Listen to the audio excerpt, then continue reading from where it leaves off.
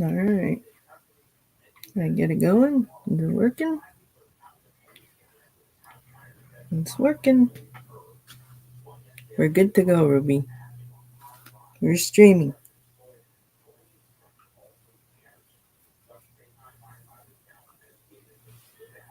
We are streaming.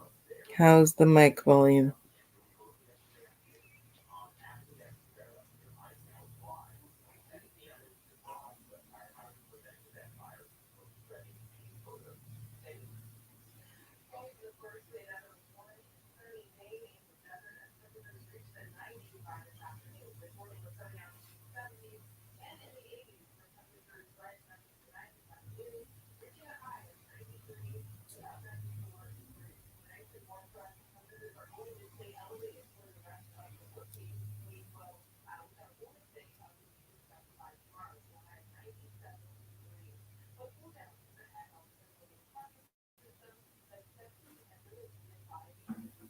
Hi.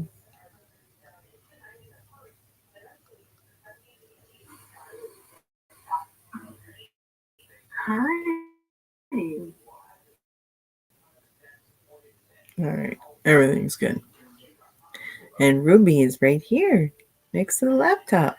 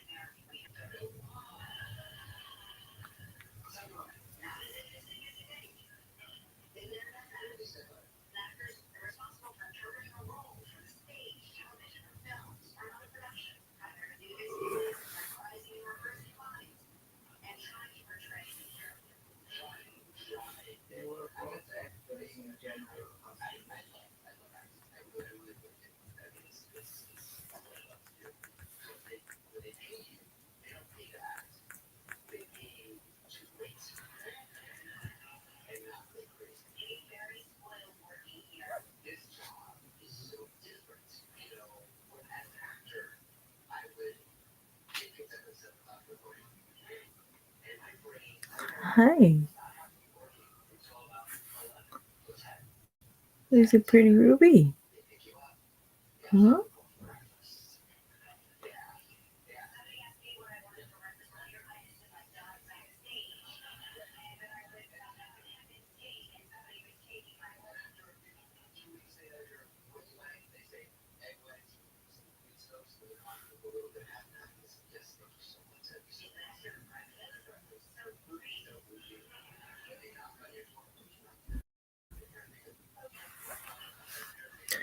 I gotta go run and get a banana. It's gonna be coming back any minute now.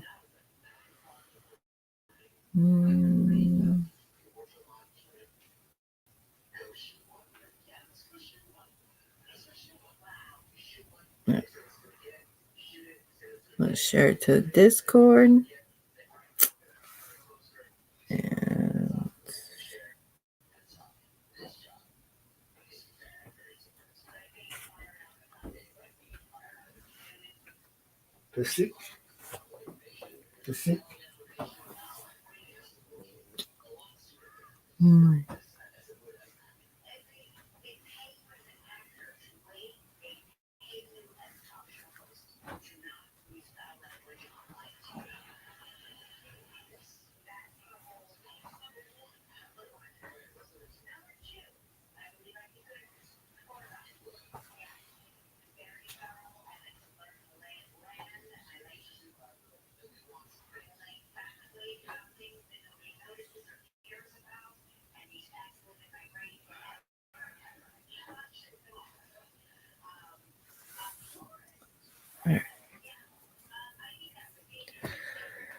I need to eat now. It's after 9.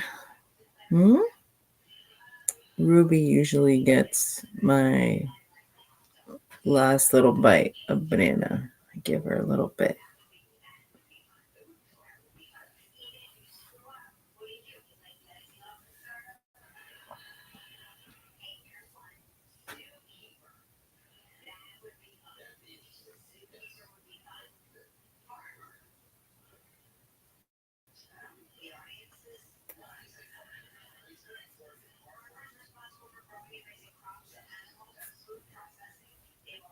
All right. Need to go get a banana. Where are you going? DHS or Palm Desert, Dad? Right now? Yeah. I'm going to the backyard. Oh, right. I got a lot of stuff in the back, and I'm gonna fix the air conditioning. Oh, and the spray. And then spray. You don't have to go work today?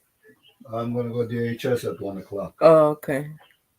Okay. Tomorrow, Palm Desert. Oh. Tomorrow, Palm Desert.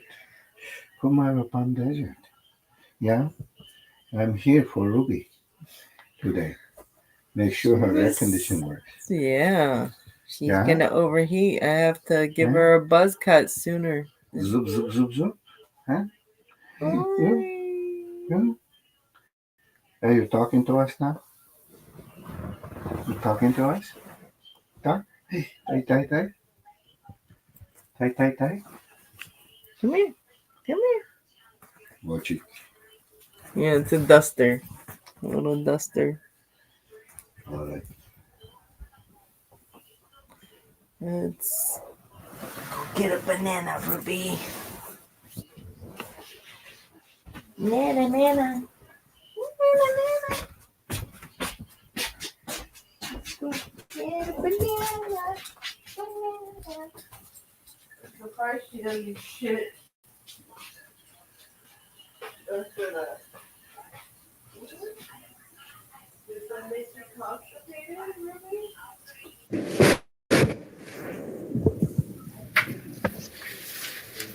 Did you angle that toward the well?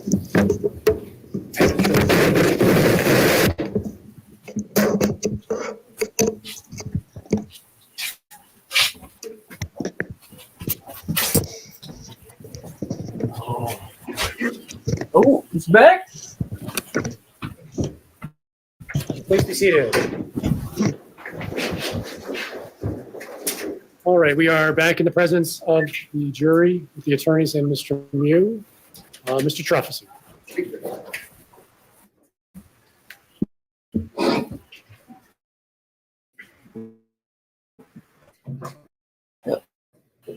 May it please the court, counsel. So here's a statement.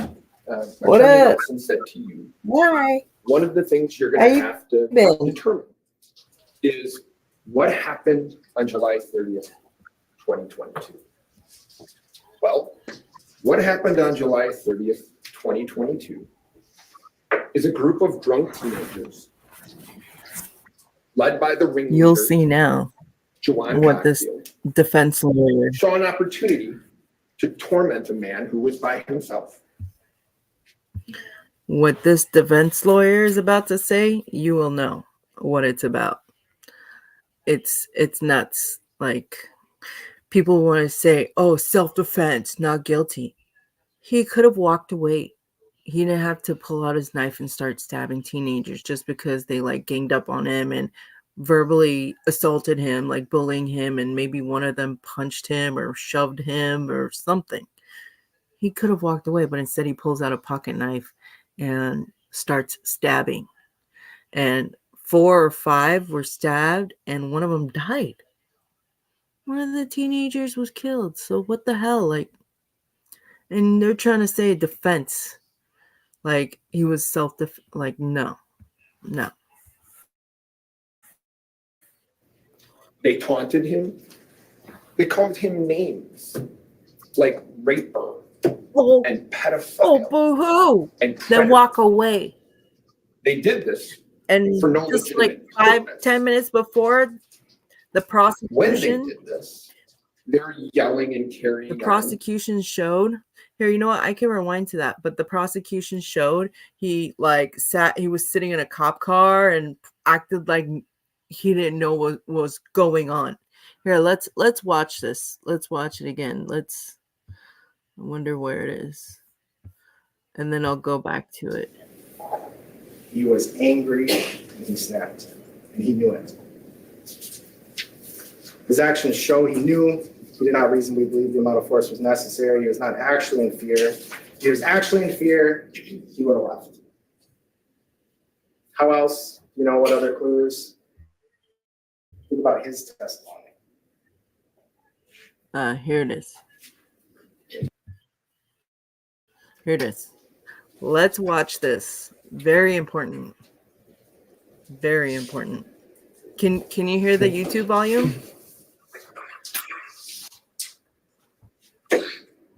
Camera recording started.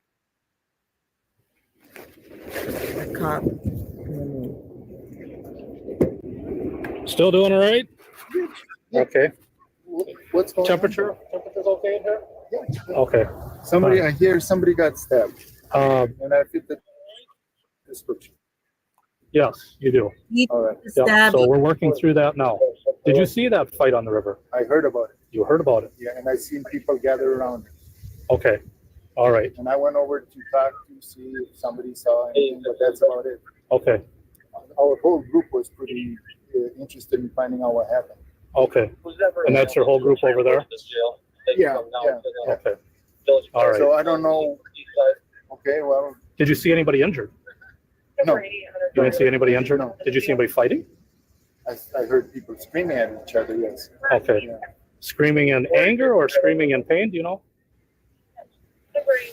Everybody's drunk, so I don't know. I can't tell the difference, but I would say, I don't know, just screaming. Okay. You know, yeah, calling each other names. But, you know, that's seen that all day. And we've all been drinking a lot. I'm sure they're drunk. I'm sure they're doing, I don't know, kids All right. being kids. Kids being kids. Where are you? Where's your group from? Where did you drive from today? Sure, they're drunk, kids being kids. That's what I told Sheriff Coons, and he's acting like he has no idea what's going on. Clearly not in shock. You can take it down, son. Clearly not in shock. Clearly Nicolae knows that was not justified and was looking out for Nicolae. Slinking away didn't work. Plain dumb didn't work. He's told he's under arrest for homicide. Plan 3. Completely lie about what happened as to justify him using lethal force. The boys pulled out the knives. They twisted their arm, poked him. That's what he used, poke, with their own knife. So first degree intentional homicide and second degree intentional homicide are very similar. For first degree, Did Nicolae actually believe that he was not justifying? For second degree, it's the reasonable person standard. I submit to you, it doesn't make a difference in this case. It's crystal clear. He knew he wasn't justified. He knew he wasn't justified. It's crystal clear from his actions after the fact. Can't be explained away by shock. He's clearly not in shock.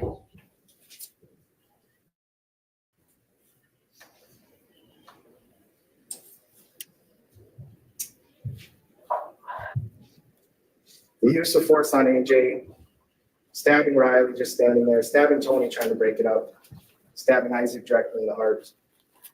Ariel's there, walking up to Dante and stabbing him. The injuries he left behind, that all shows his intent.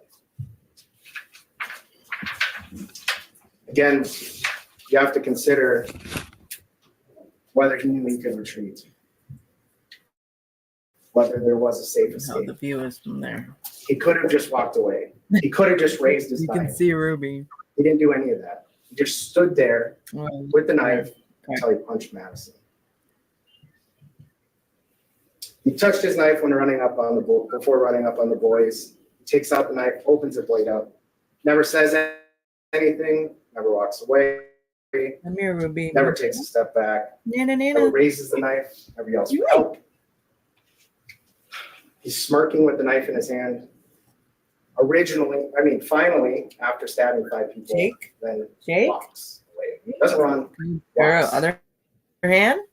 Good It's girl. shocking Lay down. to see what Nicolae did in this case, to see the injuries, Good and then see girl. his calm, cool demeanor. He after loves that, banana. moving down the river, Okay, go. sitting in his tube at the scene of chaos, casually talking to Sheriff Knudsen, making up this huge lie to Lieutenant Hart. I will come right back. I'll let this run. He even lied to the start nurse at 9 p.m., so 5 hours after the incident, about boy pulling a knife, twisting his arm, poking him with his own knife. He even lied to Sandy after the arrest.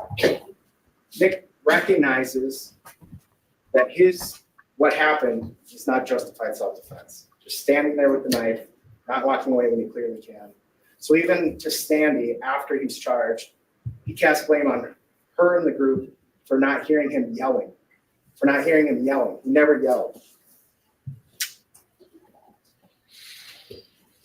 Normally, it'd be difficult to know what a defendant believed in a self-defense case, not in this case.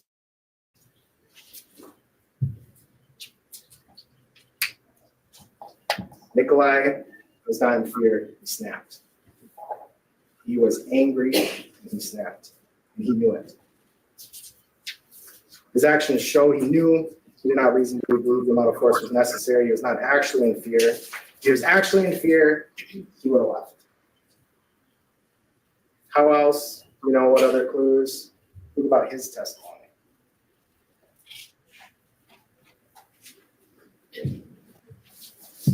We submit to you that this is first-degree intentional homicide, first-degree attempted homicide.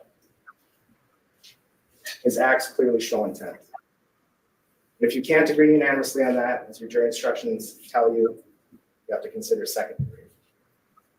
Again, the difference in second degree is Nicolae's belief versus reasonable person. You know, I submit to you his belief from his own conduct. Afterwards, he knew it was not justified. If you can't agree on second degree, you consider first degree reckless homicide, first degree reckless endanger of safety. Element 1, Nicolae endangered the safety of another human being. That's obvious. Endangered the safety of another by criminally reckless conduct. The jury instructions define criminally reckless conduct, creating a risk of death or great bodily harm. It's unreasonable and substantial. He was aware of the risk. Again, obvious when he's stabbing people. When you talk about reckless conduct, let's say you believe his testimony that he just thought anyone touching him, anyone close to him was attacking him and stabbing him. That's reckless. That's criminally reckless conduct. That's utter disregard for human life. What other clues are there utter disregard? He just walks away. He just walks away. He doesn't call 911. He just sits on his tube as other people are helping the victims, he shoots down the river.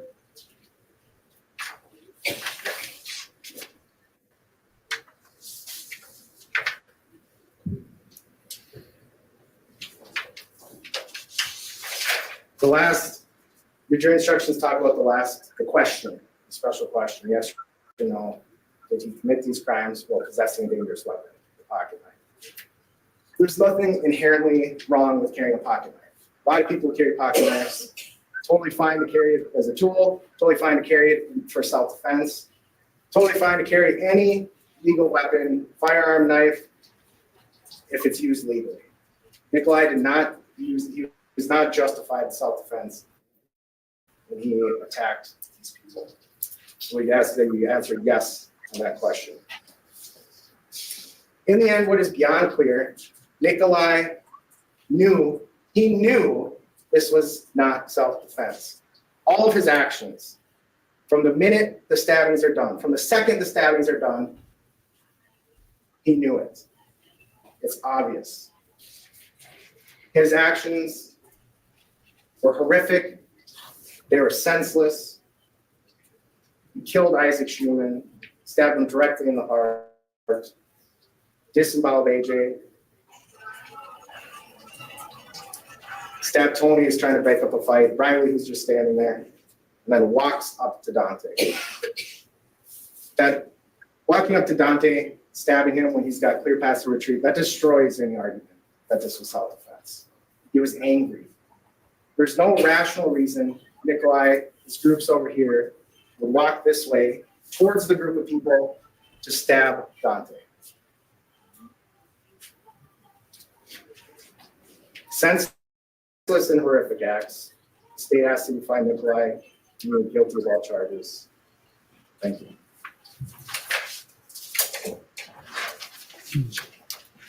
Thank you. We will take a 10-minute recess. We'll be reconvening at 11:05. Please take the jury out. All rise for the jury.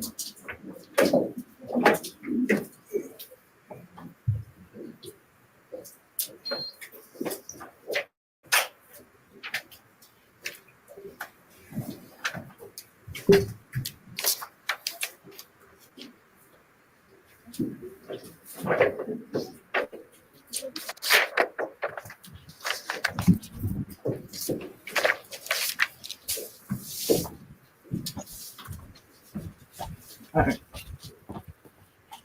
11:05. All right. Madam Clerk, could we just, All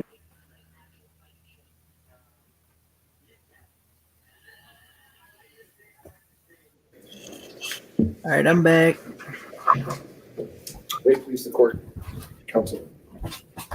So, ladies and gentlemen, in his opening statement, Attorney Nelson said to you, one of the things you're going to have to determine is what happened on July 30th, 2022. Well, what happened on July 30th, 2022 is a group of drunk teenagers led by the ringleader, Juwan Cockfield, saw an opportunity to torment a man who was by himself. Oh, torment. He wasn't by They himself. taunted him. They called him names like raper and pedophile and predator. You don't take They out did this knife, for no stab, legitimate. stab.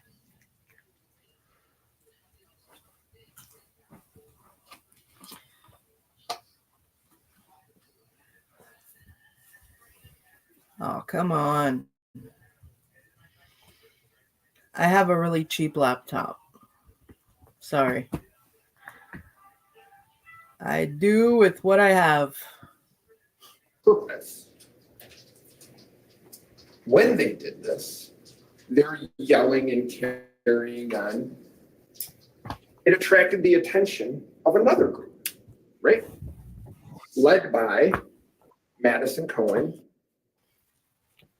and Dante Carlson. 6 drunk teenagers quickly turned into 13. 13 against 1. They got in his face. They screamed at him. They called him names. They swore at him. They put their hands on him. And the group of 6, they became brave. The group of 6 became brave to the point that they circle him and start taunting him. They do this to a man who has done nothing, absolutely nothing to them. Then, when that man, Mr. Miu, tries to create some space between him and Madison Cohen, Yeah, he could have walked away. they pounce. They punch him. They push him. They slap him.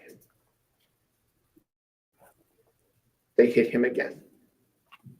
They choke him from all directions. And Nick Miu acts in self-defense. That's what happened on July 30th, 2022. I just want to give you guys a little bit of an indication as to kind of where I'm going to go, and more importantly, what I think you need to think about when you are back there thinking about the evidence, okay? First is the law. 1, there is no duty to retreat, period. That is the only requirement. In this state, bullies like Madison Cohen don't get to tell us where to go. Yeah, Bullies like Madison bullies. Cohen don't get to get in our face and require that we leave. That's not a requirement here. Keep that in mind. 2, subjective beliefs, okay? When you're listening to or contemplating the evidence and replaying it in your mind, you are to do that and consider the beliefs, not the actions, but the beliefs of Mr. Miu. And when you do that, you are to do that from his perspective. At the time that the events were occurring. So while we have a video, that video is from the perspective of Joanne Cockfield. The video perspective that the jury is required to consider it is as Nick Miu is holding the camera.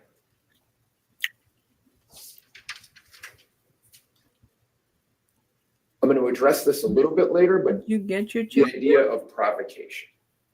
Whether or not Nick intentionally caused harm to Madison Cohen. You eat your That is something that you should consider when you're considering provocation. And the other main one I want to talk about is what it means, because it's different here, beyond a reasonable doubt. So normally, beyond a reasonable doubt is this hurdle, and the state has to jump that hurdle in order to prove a case. It's a little bit different here, okay? Because in this case, self-defense has been alleged.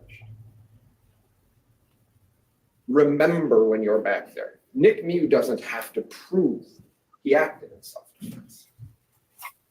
They have to prove beyond a reasonable. Even this defense lawyer doesn't seem like he's convinced with what he's trying to sell this jury.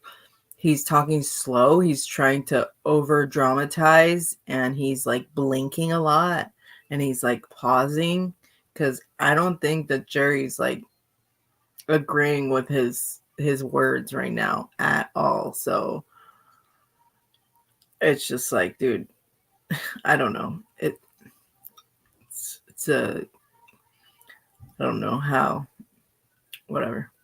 Defense. Ruby. They have to prove that his beliefs were unreasonable. Okay? So the way that I look at this video, the main video of Juwan Cockfield, we've all seen the 9-second video where he's screaming at Mr. Miu, calling him a raper. I'm not talking about that. I'm talking about the video that you've seen probably more than you want to. But I'm breaking that up into really 3 parts, okay? 0 to 49 is the first part, all right? Before anything actually happens in terms of the attack.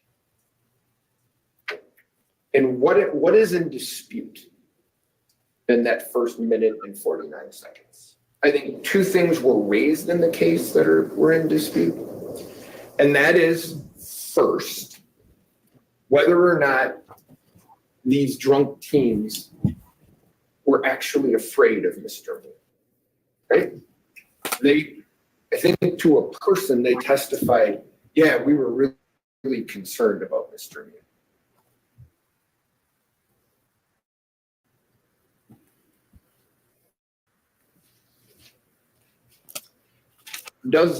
And you get to use your everyday belief. Does that look to you like teenagers who are afraid of that person? Is that what that looks like to you?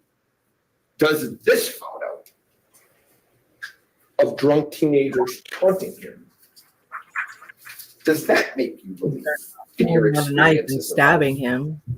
that they're afraid of? Pointing and laughing. Or is this what drunk teenagers who are terrified, is that what they look like? It's because they were all drunk and shit went out of hand. Does that make sense to you? Because you heard this. As the numbers rose, as the number of people grew, their fear, it decreased. And you've heard Mr. Anderson say over and over again, Mr. Anderson. all Nick Miu had to do was walk away. Yeah. Well, you heard from each one of those tubers, those drunk teenagers, we could have passed. When he walked over by Madison Cohen, we could have passed. And you heard Owen Peloquin. I didn't want to pass. I wanted to see how this was going to play out. Why? Because Juwan Cockfield was recording this entire incident. They wanted to see what was going to happen. They're not afraid. They want to see how this is going to play out. And This defense lawyer's behavior is ridiculous. He cannot like act for this guy for the life of him. Like, I don't know. Juwan Cockfield said it best of all. It's for the culture. He wanted to put it on the internet so other people could see. And when you're using your everyday experiences in life, ask yourself this. Do people who are afraid of other people, do they walk up on them? Good thing it was recorded. Because he lies right away to the cops in the backseat of that car. So what if it was recorded? That's better for the evidence. Is that what people do when you're afraid of someone? Or do you try to get away from them? If you're afraid of someone, do you taunt them? Do you call them names? Do you circle around them? Those are questions that you all can answer. Or an alternative hypothesis to them being terrified is, do they do those things because they're drunk teenagers and what they want to do is make a video and put it on the internet? Which one of those 2 things, based on the evidence that you've seen, which one of those things makes more sense to you? The second thing that I think is in dispute, or was at least raised in the first minute and 49 seconds of that video, is whether or not Nick Miu's looking for little girls. Now, Mr. Anderson gets up here and says, no, he wasn't looking for little girls. But he also says, the boys didn't invent that. No, they pretty much invented that. And why do we, or how do we know that? So that's not on video anywhere, right? They don't mention it. They don't say anything about Nick Miu telling them that, right?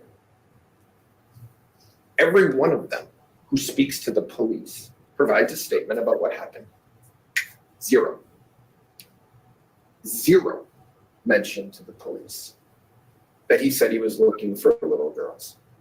This gentleman over here, Investigator Schultz, I think he said that he was a sensitive crimes investigator.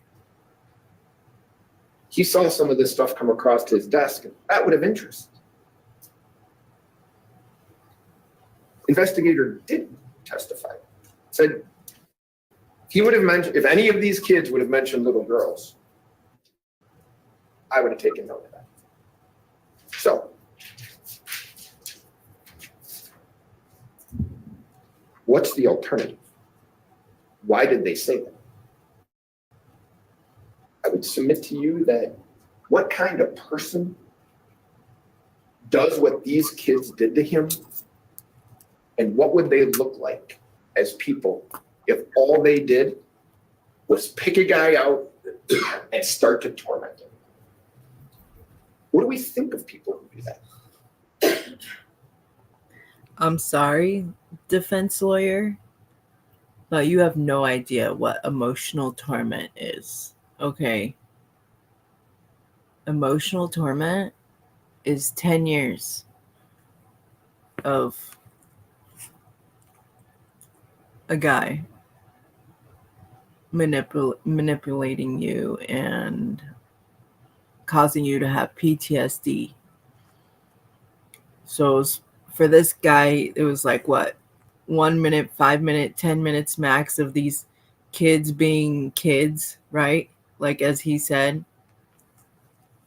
he has no idea what torment is. That's not torment. I've been bullied my whole life. That's, yeah. This guy. All right. What do we think of people who call grown men rapers and pedophiles and predators for kicks? Walk away. What do we think of those people? They had to come in and say that. Because if they don't, we know what we think of them. That's the reason. They got on that witness stand and swore to tell the truth, and they told you that he said he was looking for little girls. Yeah. Well, the cops got up under oath and told you. He lied to the cops immediately. No, they never mentioned that to me. What are the odds? What are the odds of that actually happened and nobody mentions it to the police? What are the odds? Two other little points on that. In your everyday experiences in life, would you expect a man that you never met to walk up to you and say, if you ask him, how's your day? What are you doing? Oh, I'm looking for little girls. Would you expect someone to actually do that? Does that make any sense to you? He's with his wife. He has lunch with his wife and his friends. They're drunk teens. In order to believe what these drunk teenagers are saying, you have to believe that he has lunch with his wife, he's with his friends, they're having a fine time. Ariel loses his phone, and Nick goes, this is my chance. My wife's right over there, but this is my chance to go look for her. And I'm going to tell a bunch of drunk teenagers I've never met before, that's what I'm doing. Tell me that makes sense to you. Because you get to judge the credibility of what people have said to you. Okay?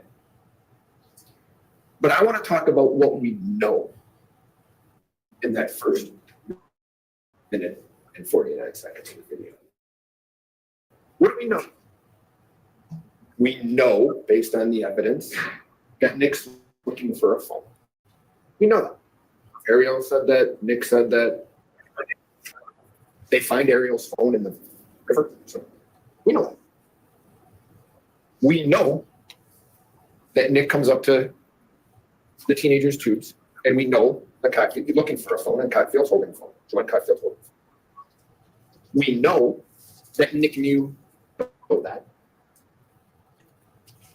We know, right, that the drunk teenagers move toward him.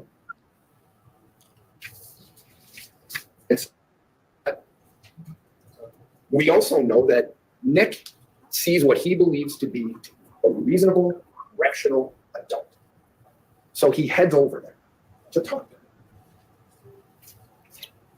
And what we know is you can see his thumb, he's motioning back, trying to explain what happened. And we know that Madison Cohen, who knows nothing about what happened, zero, starts screaming at him to leave. We know that Madison Cohen feels comfortable enough to put her hands on him for the first time and move him because, well, she's queen of the river and she decides where people go. So she's moving him. We know that. We know that Nick is uncomfortable, so he waits for his group to come over because the state can say whatever they want. He's by himself. So we know Nick does that. We know that when Nick waves to his group, so does Madison Cohen. But there's one big difference here. Her group shows up, and they show up in numbers.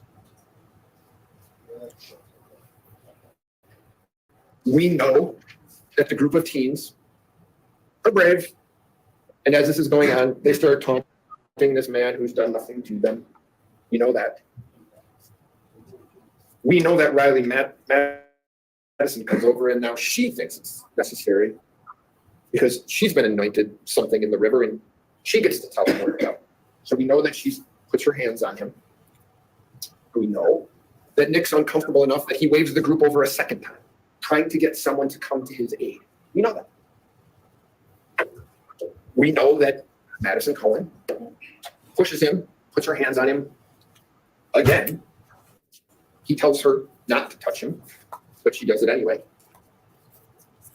We know at that point it's 13 against 1.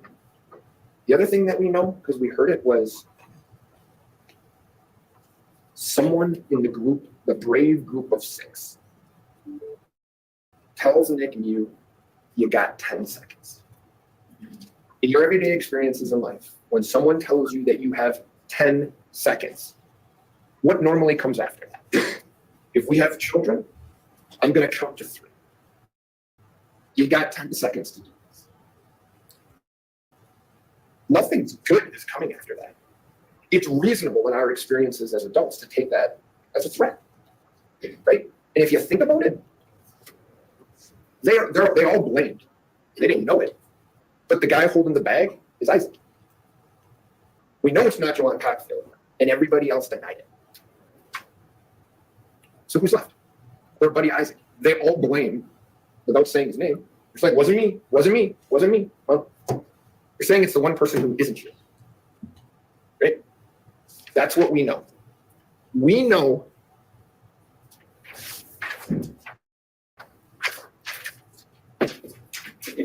everything here I just told you is what we know in the first minute and 49 seconds. And why does that matter? What does I can't see the exhibits on the rebuttals. And step up and move over to the side. What does that matter? Why does this matter? Because one of the things you have to consider when you consider self-defense is Nick Miu's reasonable belief that there is going to be an imminent interference with his person. And when you add all of these things together, he has to subjectively believe that. As a jury, as you sit here today, We don't get to look at it and say, what would an objective, reasonable person do? Does Nick feel that way? Does Nick feel, with all of these things listed here, that there is an imminent unlawful interference with his person? And I would submit to you, he does. He told you he did. Okay? We're going to see the video one time, promise, broken up into those parts.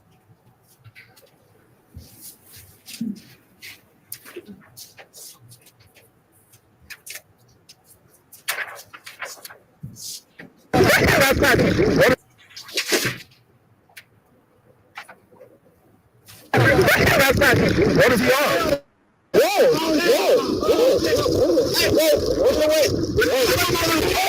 Oh God! He up! Oh God! What are you talking about? What the hell are you talking about? What? What's going on with your homie? He's on camera. He's on camera. Yo, let me laugh for that. Good quality. What do you say? Yeah,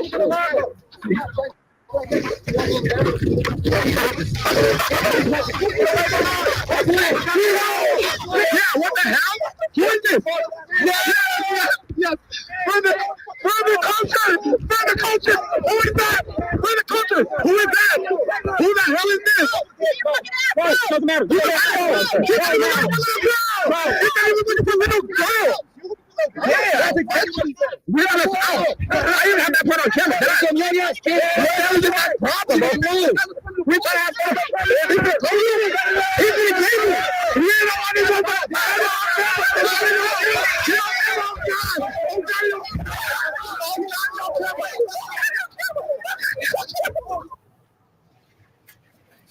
The second part of the video that I think is important, and Attorney Anderson's talked a little bit about it, is really the 1 second that we don't get to see, right? The 1 second where the state is insinuating and is claiming that Madison Cohen was punched, and where Nick Miu has testified that he raises his arm to get her out of his space. So those are the two possibilities as to what happened in the video that you don't see. And I am, once again, asking that you use your everyday experiences in life when you make this determination, okay?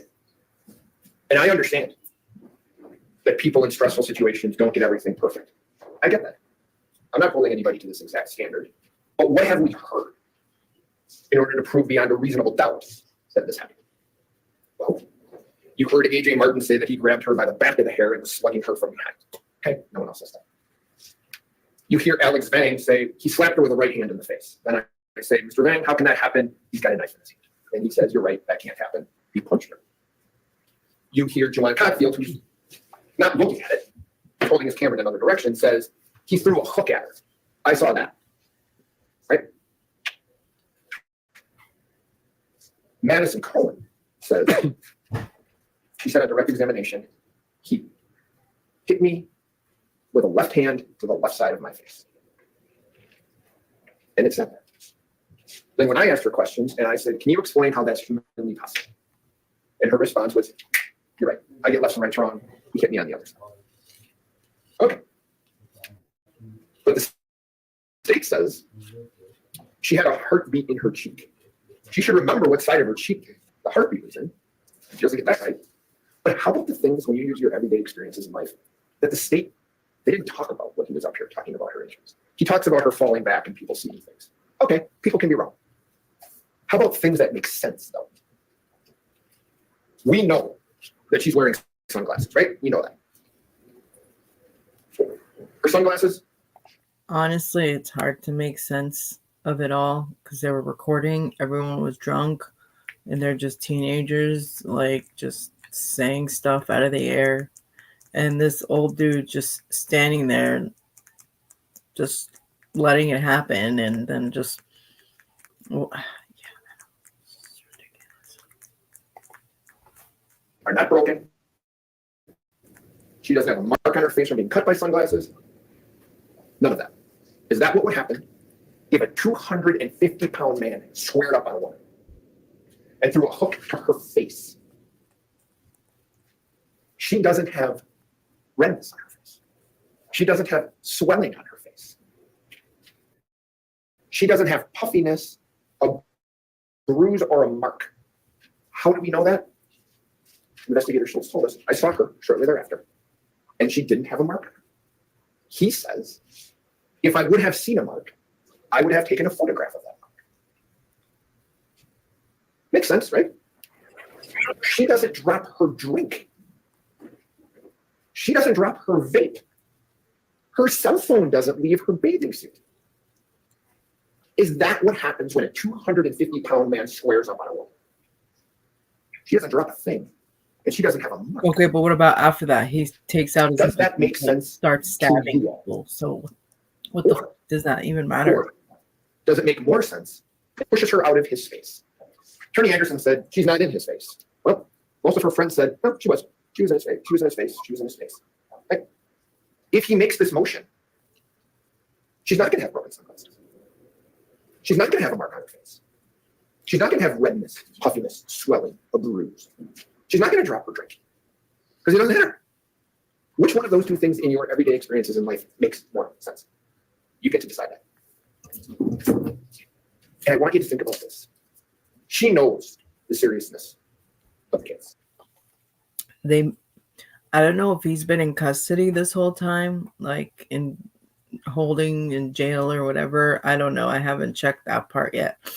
But he was obviously like bigger when this happened. And now he's like skinny, scrawny man. And he had a quadruple bypass heart surgery like a year or two before this incident in 2020. So when he was on the stand and he testified, they tried to make him look all sickly and scared for his life. And okay, so if you're scared for your life, walk the F away. Don't take out your pocket knife and start stabbing teenagers for being drunk and stupid. You call the cops. Walk away and call the cops. Apparently the cops were around too.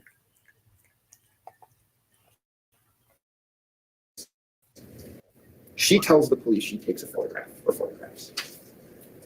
Then she claims to have deleted them in a homicide case. Then the police say, that's okay. That happens. You give us your phone, you can get the pictures. Okay. Wrong. They do a cell-byte downloaded extraction of her phone. Investigator Schultz doesn't do it, but he reviews it and says, there's no deleted photos that I saw in there. He even goes so far as to reach out to Madison Cohen's mother, because maybe she either took the photos or were sent the photos. No, not there either. You get to judge the credibility of people and whether or not that makes any sense. That is not provocation. And just briefly on retreat and provocation. I told you when I started, there is no duty to retreat. And that is true. That's the first sentence in the retreat instruction. If you want to, it says you may consider whether or not when he was retreating, or if he had to retreat, whether the defendant reasonably believed the amount of force used was necessary to terminate the interference. You may consider whether he had the opportunity to retreat. Okay? Now, you don't have to. But when it starts, when it matters, Ruby says hi. is when he's using the force. And when he's doing that, he's surrounded. So good. He told you he was He had a surrounded. bat I asked 2 days ago. Lieutenant Ow. Hart, 3 days. do you have any information Still that would be contrary to Nick Miu's belief or Finish statement that he your was surrounded? She said, no, I don't. Where's he going to go? So he doesn't have to go anywhere. We don't let people dictate what we do, and the loudest voice in the room doesn't have to win. Madison Cohen doesn't get to make these decisions for people.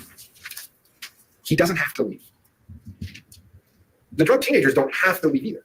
They told you they could have left, but they wanted to see the show.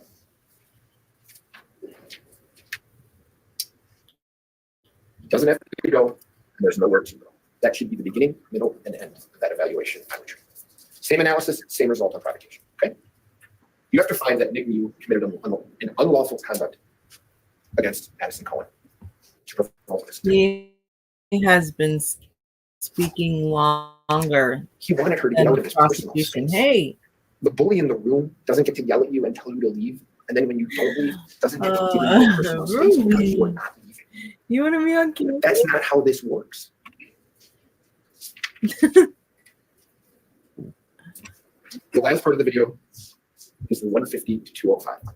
Okay. Now you heard yesterday. The state wants to break this video in the last 15 seconds or so down into stills. 1/24th of a second. No one lives their life in 1/24th of a second. And you're not supposed to in this case, because you're supposed to look at this case through the eyes of Nick Miu. And if you've watched that video, the first time I saw it, I didn't see what happened. I didn't see employment. I didn't see some of these people get injured because it's moving like this. When you break it down to 1/24th of a second, it's just not how we live our lives. You have to look at those 14 seconds through Nick Miu's eyes as he was standing there in the room. And remember, he told you yesterday that he believed that he was going to die, but he doesn't have to believe it. He just has to believe that he's going to suffer serious bodily injury. That's what he has to believe, okay? And before I start this video, I'm going to ask you this again. What do we know in those last 15 seconds? We know that Anthony and Dante Carlson were asked by their dad to go over there. Why? To help him. Quentin Carlson testified that he was concerned that Nick Miu was going to get the brakes beat off of him. So Quentin Carlson wanted his boys to go assess. I would submit to you that Quentin Carlson was concerned that Nick Miu was going to suffer serious bodily injury if someone didn't. Alex Vang told you Miu's getting his butt kicked when this is going on. And Owen Pelquin said those guys got on his ass. Right? Anthony Carlson is yelling, stop, stop, stop. He's not yelling it to Nick Miu. Nick Miu's tail down in the water. Presumably, he's telling it to the people who are beating him. Right? That's what we know.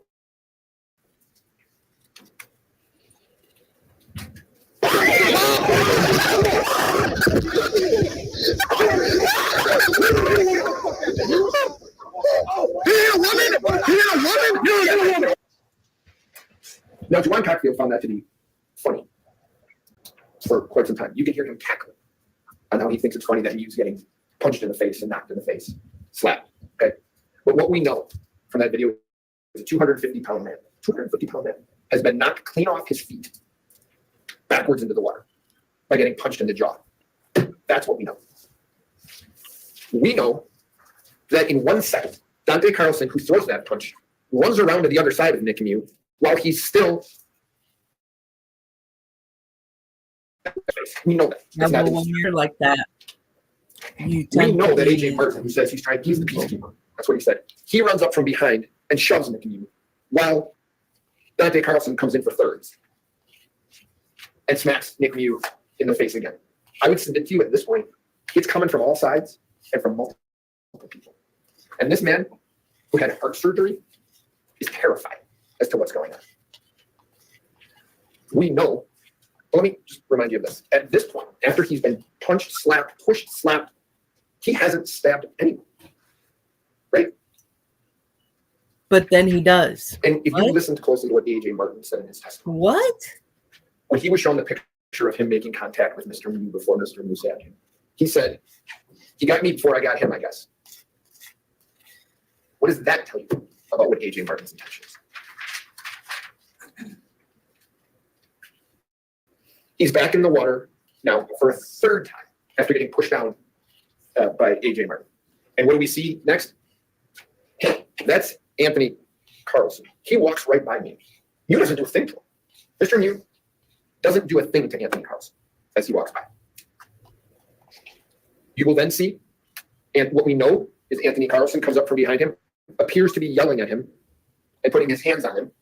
So now Miu has been touched at that point, punched, pushed from behind and slapped. And now Anthony Carlson comes up to him. We know that. And then we know 1 second later that Isaac Schumann comes up to him. You guys get to make the decision on whether or not he's choking him around the neck. You get to make that decision. I'm not telling you what that is. You get to decide if that looks like a choke to you or not. So at that point, 4 people have attacked Nick Miu. And why does it matter? It was a push. Why does any of that a matter? Drunken push. Because if you find the following, Nick Miu is not guilty. But he still wasn't so weak and frail. And if you find that Nick Miu that he took believed fucking that he believed that there was an imminent unlawful interference with his started person, stabbing. if you believe that he believed that was coming, You walk away. the 19 or 18 reasons that I put up there so that those supports kids that, can get and he told you, properly. and that's his subjective beliefs. you get your justice. If he believed the amount of force that he used was necessary to terminate that interference, okay? So if he believed that he did what he had to do, right? I would submit to you there's only two answers to that. Only two possible answers. He either did what he had to do to survive, or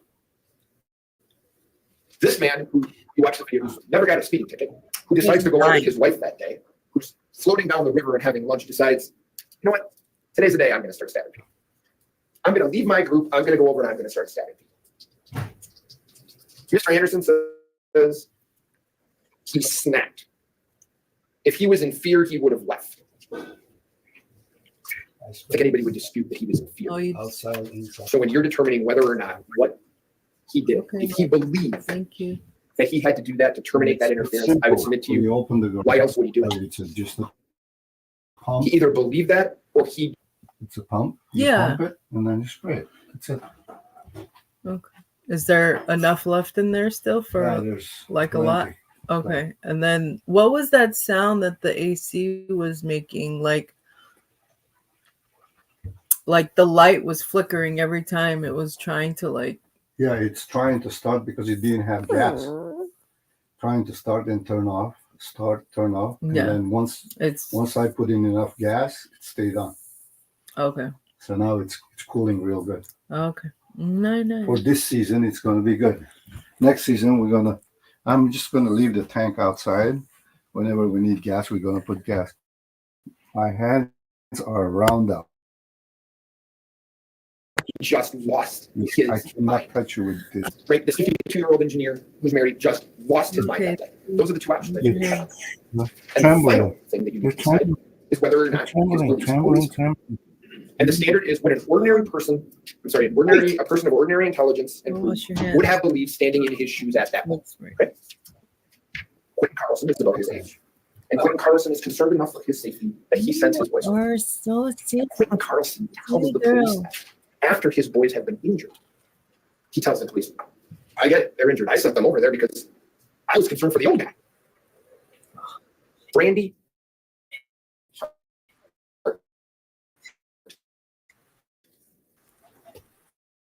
Did you watch that video yesterday? There's a point in that video where Nick Miu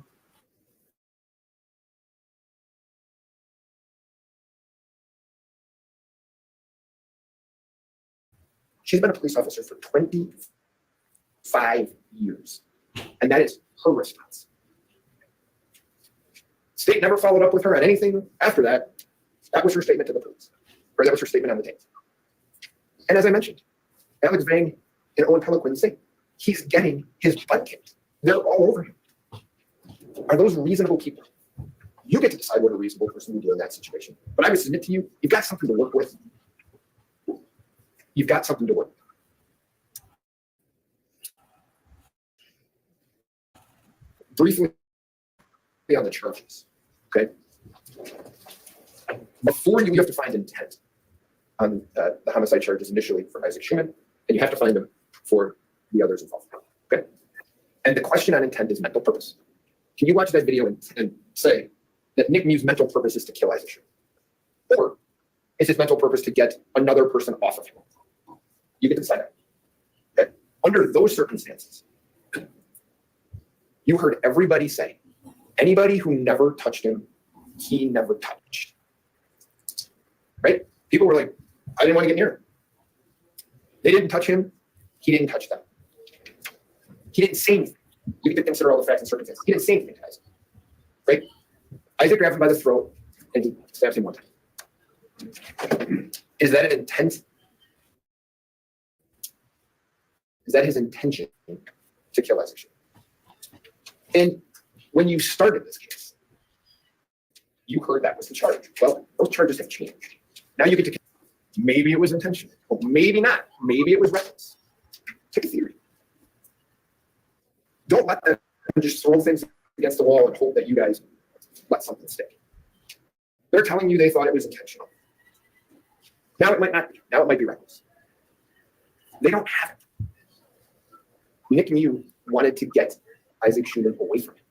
He didn't chase Isaac Schumann down. He didn't move toward Isaac Schumann. Isaac Schumann moved toward him. And on the attempted homicide, Read the instruction on attempt, you guys. In order to convict someone of an attempted homicide, the state must prove to you beyond a reasonable doubt that demonstrates unequivocally that Nick wanted to kill these people and would have, except for the intervention of another person or some other extraneous factor. Okay? And unequivocally means there can be no other inference which can reasonably be drawn. No other inference. And an extraneous factor is something outside the control of Nick. You heard D.A. Anderson say, what for medical intervention some of these people would have died? Well, A.J. Martin would have. Dante Carlson had a hernia. He repaired a hernia. Sorry, medical intervention doesn't prevent him. He's not going to die from that. Anthony Carlson gets 2 stitches. He's certainly not going to die from that. And Riley Madison could have got an infection, they said. I understand that. But if he wanted to kill them, why didn't he?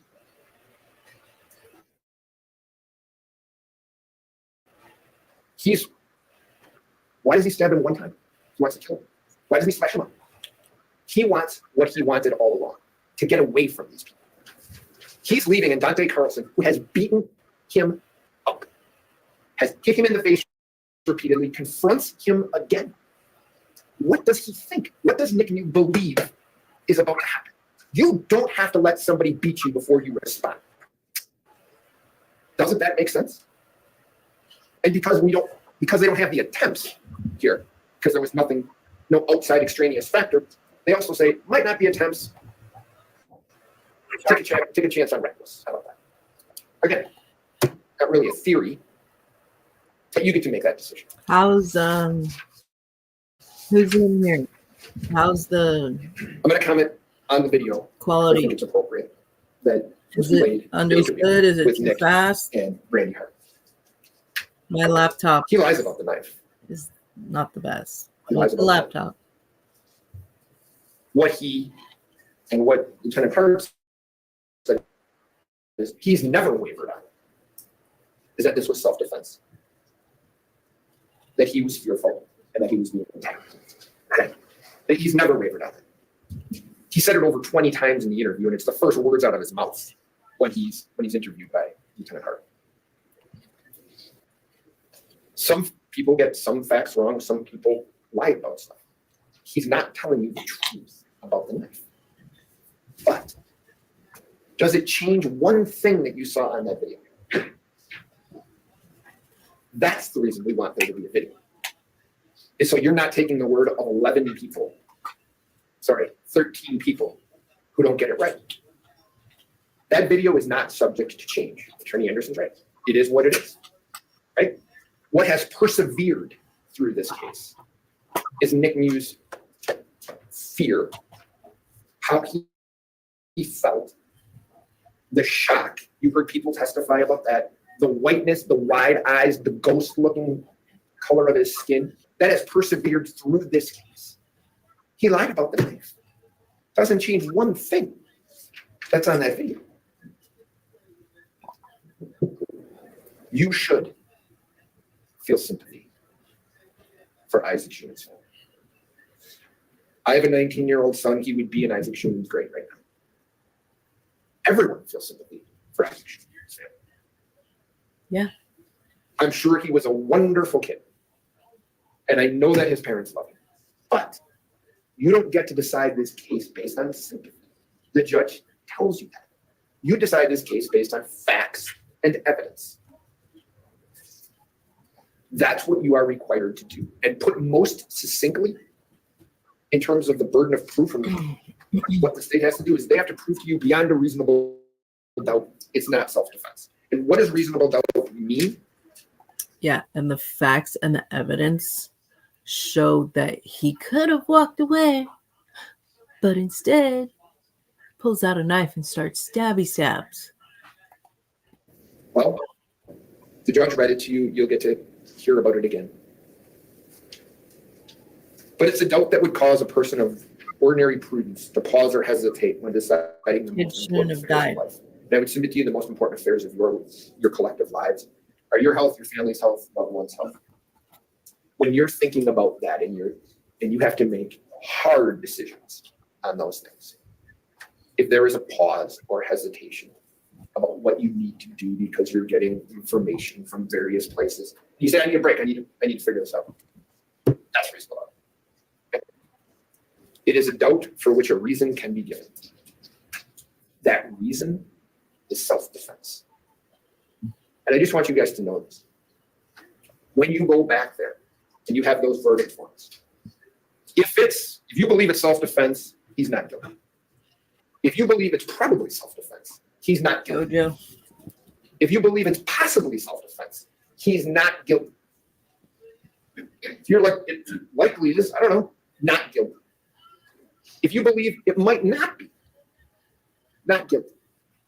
If you believe it's probably not self-defense, not guilty.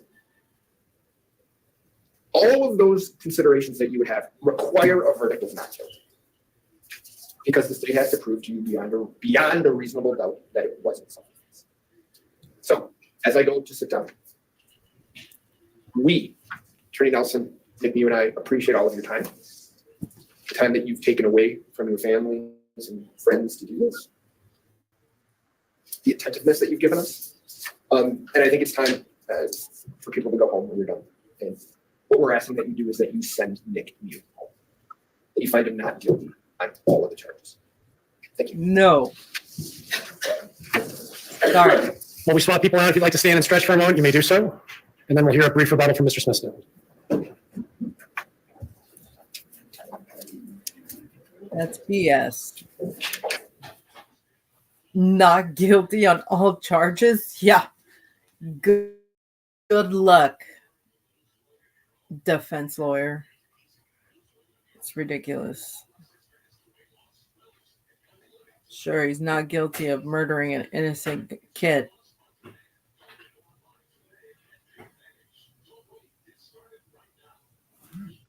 As you just heard Mr. Roxy say, his entire defense is based on what Nick Miu told you during his testimony was thoughts in his head, beliefs in his head. What do we know about Nick Miu? We know he's smart, speaks multiple languages, has a couple of degrees, one's in math. He's a calculating person. He's a cunning person. He's a skilled and prolific liar. We know that because every word that came out of his mouth, practically since he started walking away from this group, was a lie, including to his best friend, who he said they took my knife while the knife is still on him. The things he said to Sheriff Knudsen, where he pretended to not know what was going on. And then everything he said to Investigator Hart. He is skillful at crafting a story that matches what he needs to say to avoid the consequences for his actions. We all know that. It's undisputed. He told you himself he's a liar. All right? He did not lie about the knife. He lied about all kinds of crazy things, bizarre things. Why would he say that these boys pulled his pants down? What a bizarre lie to make up, right? Why would he say the two boys pulled knives on him? He's got to say that because he knows what he did wasn't justified. Yeah. He thinks to himself, if I say one boy pulled a knife, that would be good. But if it's two, that would be better. So he crafts this elaborate story. His entire defense rests on you believing what he said on the stand yesterday. His testimony was a disaster. He got caught in several lies on the stand. He changed his answers a couple of times when you realized that what he said wasn't helpful to his defense, right? He consistently remembered details from July 30th, 2022 that benefits his defense, but doesn't remember anything about what he did, any of the facts, any of the stories that he told Lieutenant Hart. How is that possible? That he can only remember the facts, the beliefs he had that assist his defense, and nothing else?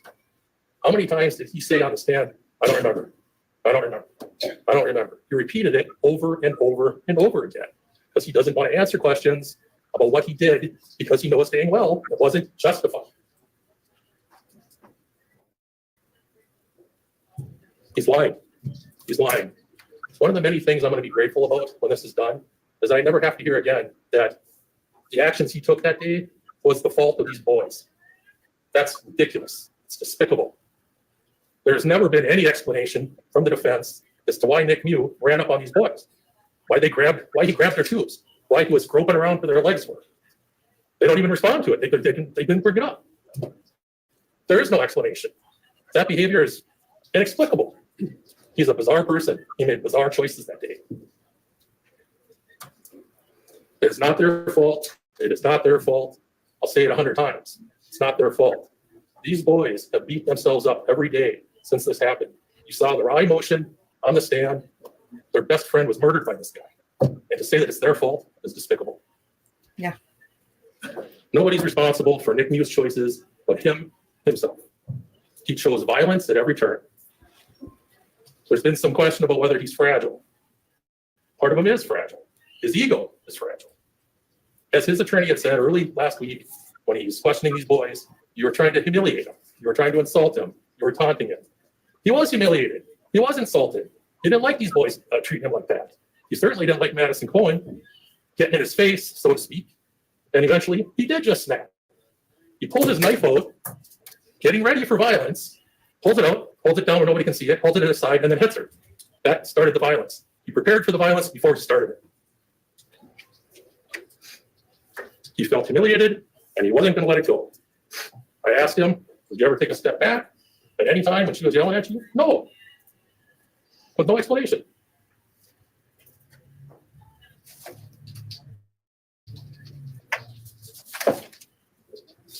We're dealing with what we call false narratives in this case. Things that the defense repeats over and over and over again, hoping that you think it's fact, okay? One of these is this 13-to-1 narrative, okay? We've heard it 100 times in the trial. This is not a 13-to-1 situation. We've got the 6 teenage boys standing on the side by their tubes. He's confronted by the 2 girls. Everybody else is in the background. He hits Madison Cohen, who's only got 2 girls standing in front of him. After the fight, it's 1-on-1 to start. It's Dante hitting him, and then arguably 2-on-1 when AJ comes up and pushes him in the back. Tony breaks it up. The fight's done. He gets off. AJ, of course, is already tore open, so he's laying in the river. But that's the end of the fight.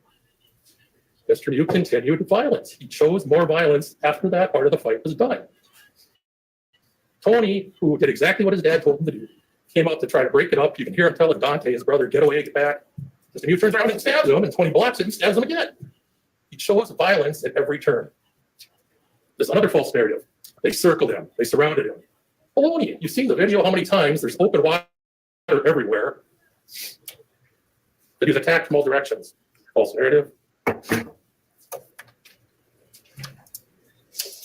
He said that Owen Peliquin testified that they stuck around because they wanted to see how it played out. That's true, but what he didn't mention was that Owen also said he wanted to make sure he didn't do anything to this woman. And you know what? Those instincts were exactly right. Those instincts were right.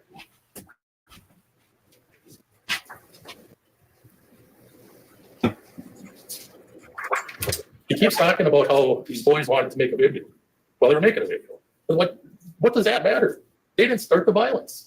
None of those boys laid a hand on him, despite the fact that he touched both Joanne Hockfield and Landon Wire when he ran up on him in the tubes.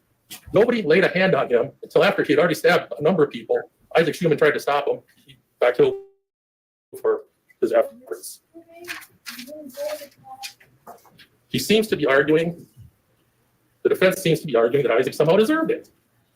I don't understand that argument. He's trying to protect people.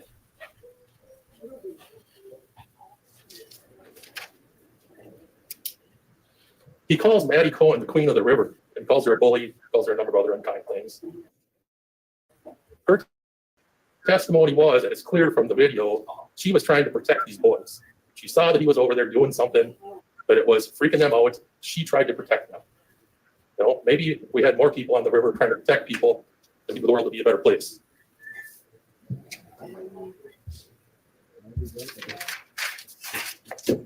They've made over and over, they've argued that Maddie was never punched because she has no marks on her face. Nick Miu, who, as Mr. Trofsky said, was lifted off of his feet by the punch from Dante and punched in the jaw and fell in the river, gets up and there's no marks on his face. We have pictures from him. We have the video. We have his interview with Lieutenant Hart later. We have the pictures that the jail nurse took 5 hours after. There's no bruising. There's no puffiness. There's no swelling. The fact that they're arguing that Maddie had no mark doesn't matter because he didn't either. It happens. They're trying to say that he was terrified. His face tells a different story. He has expressions of anger. He has expressions of, I guess, humor. He's smiling. He's smirking. Well, after he has his knife out, he clearly feels comfortable. There's no look of terror in his face at any time.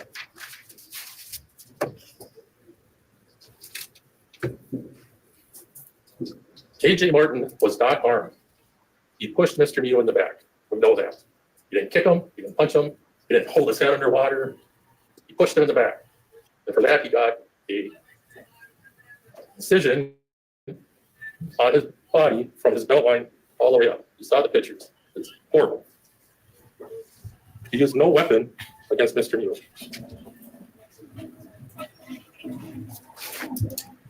They made a big deal about Lieutenant Hart telling Mr. Miu in the interview that she would have been scared too. Well, she made that response after he'd been feeding her a load of BS about all this stuff that supposedly happened. About having two kids pulling knives on him and pulling his pants down and all the baloney that he fed her. Based on that, she said, yeah, I would have been scared too. They're arguing that he had no intent to kill Isaac. Isaac weighed 134 pounds at the time. He's 250.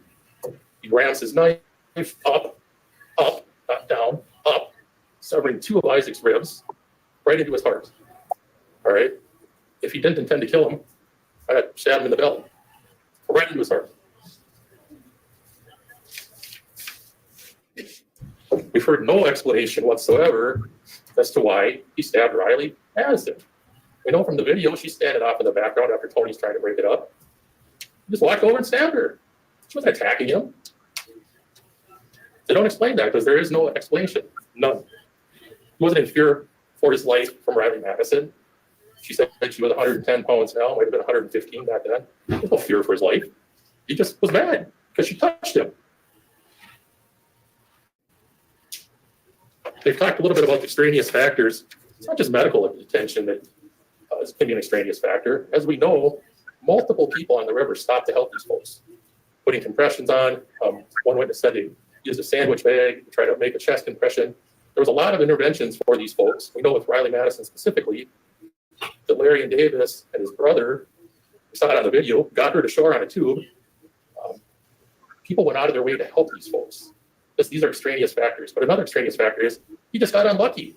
You know, if he, as Mr. Anderson had said, we've got arteries, we've got organs. Dr. Meyer said, you know, whenever you have an abdomen wound, you have to check all those things. It's kind of a miracle that more people didn't get killed. It's not by anything he did. He just got lucky. Missed major organs and arteries. The bottom line is he had 4 hours from the time that he was arrested to the time that he concocted this ridiculous story about the boys pulling knives on him and pulling his pants down and all this other bizarre baloney. He used his intellect, but we know he's smart, to craft this story. And he was very deliberate and detailed because he wanted to come up with a story that he thought would be sufficient to convince people that he acted in self-defense. We know he lied about all of it. So now today, he's saying, well, sure, I lied about everything I said when I talked to Lieutenant Hart about what happened, but now I'm telling the truth. So now I believe you. No. You have my full confidence. I know you're going to return a just verdict of guilty and deliver justice to Isaac Schumann and everybody else who got hurt by this man. Thank you.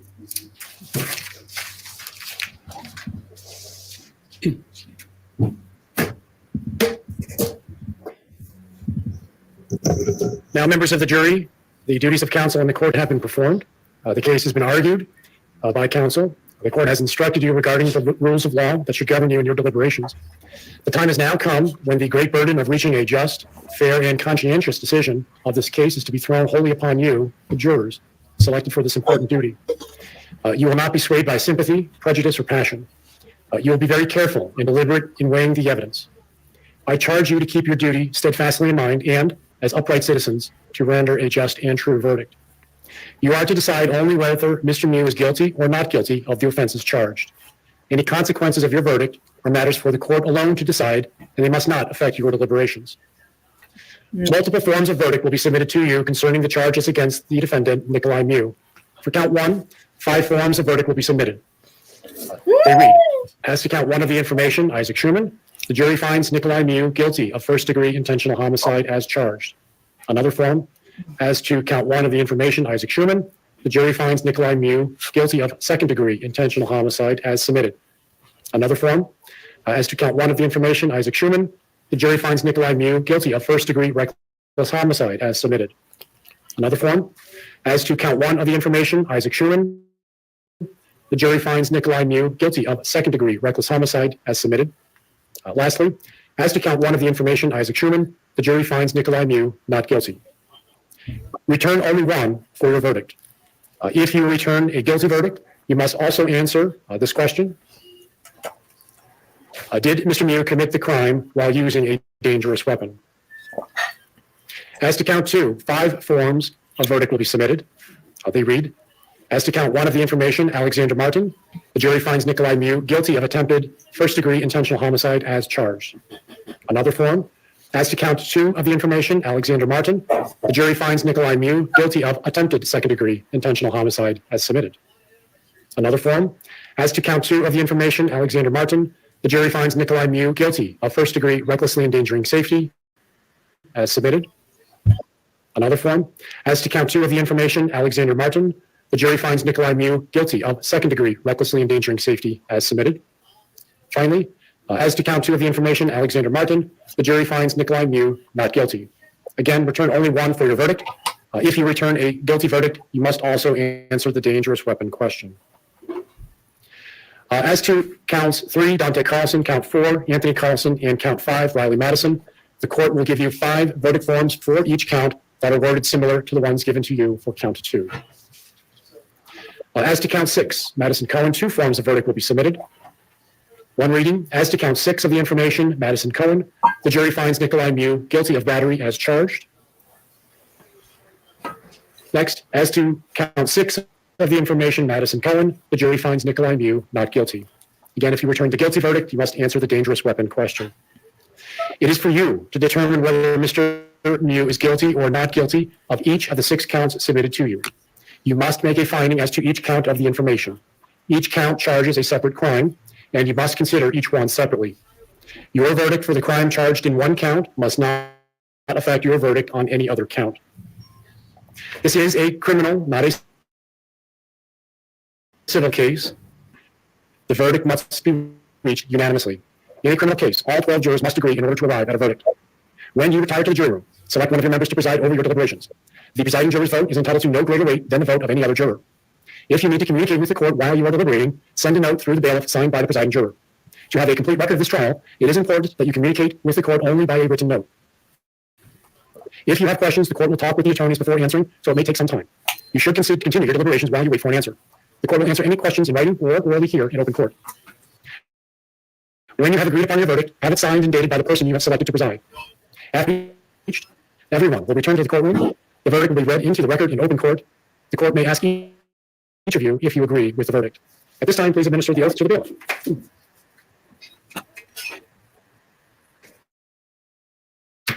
You swear that you will and that you will not, before they render the verdict, communicate to any person the state of their deliberations or the verdict they have agreed upon. I imagine you'll probably want to consult with them during the course of your deliberations. I believe he has 4 or 5 sets. If you need more, let him know, and I will print more for you. He also has the verdict forms in each of the manila envelopes, 1 envelope per count. If you reach a verdict, please put that verdict signed by the foreperson back into the envelope. The other forms that you don't use can be discarded, but there only should be 1 verdict form returned back in each envelope. Now, members of the jury, as I mentioned to you at the beginning of the trial, only 12 jurors can deliberate. 2 alternates were seated in the event that we lost jurors due to health, emergency, or some form of misconduct. The alternates have been determined by lot by the clerk of court. The alternate jurors are not released from jury duty. Alternate jurors may be called upon to deliberate if we happen to lose one of the 12 jurors during the course of deliberations. So basically, the alternates are needed to be at the ready and stand by in the event that they are needed. The alternate jurors will be free to leave the building, but you may not talk about this case with anyone. You may not research or investigate the case on your own. You may not read social media posts. You may not read news reports about this case. If we need an alternate juror to participate in deliberations, the clerk of court will contact you, so we'll need a phone number before you leave. You will be expected to return relatively quickly. So please stay close to home or close to your place of work if it's nearby. We will keep your personal notes safe in a secure private location in the event that you're called upon to deliberate. At this time, I'll ask for the envelope.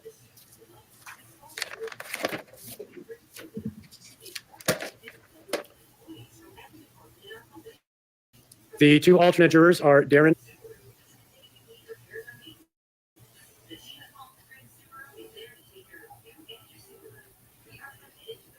You may, if you'd like to have a private place where you can eat it here in the courthouse, we'll provide you with that facility. But the alternate jurors may not eat with the other 12 because the other 12 may begin their deliberations once they are back in the deliberation room. Please take the jury out. All rise for the jury.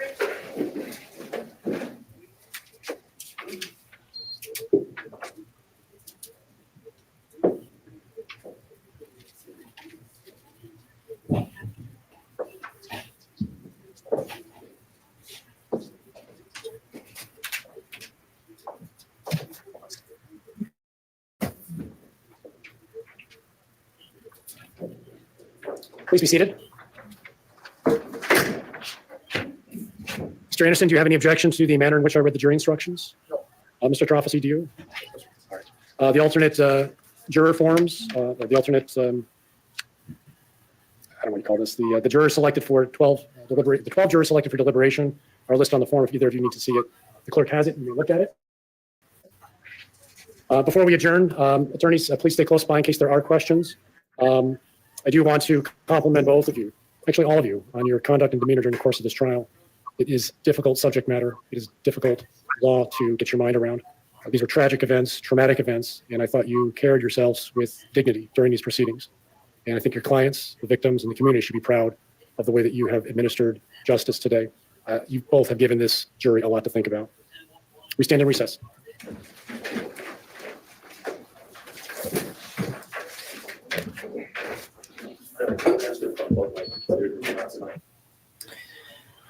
Recess. All right.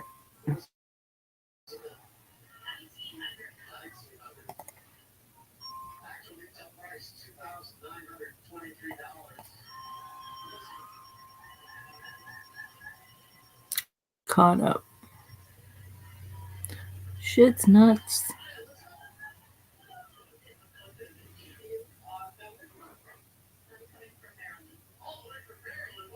Whoa.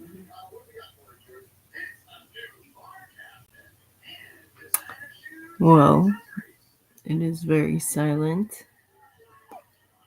I think I've been streaming. I've been live for a good hour and a half.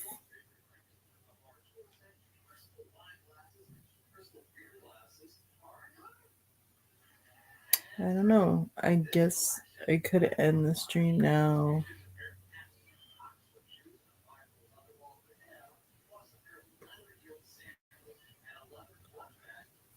Because I don't know if the jury is deciding the verdict now.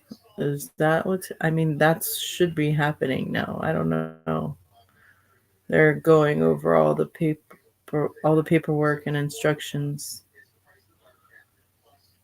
So it's already been going for 4 hours. Well, I've only been live for an hour and a half-ish. Hour, 40 minutes.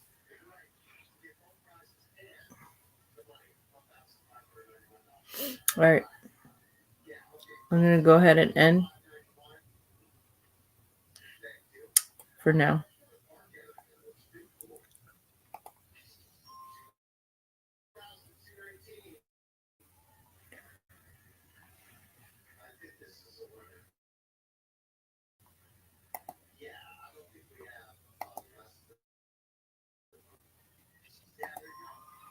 Okie dokie. Let's end the stream. Bye, everybody.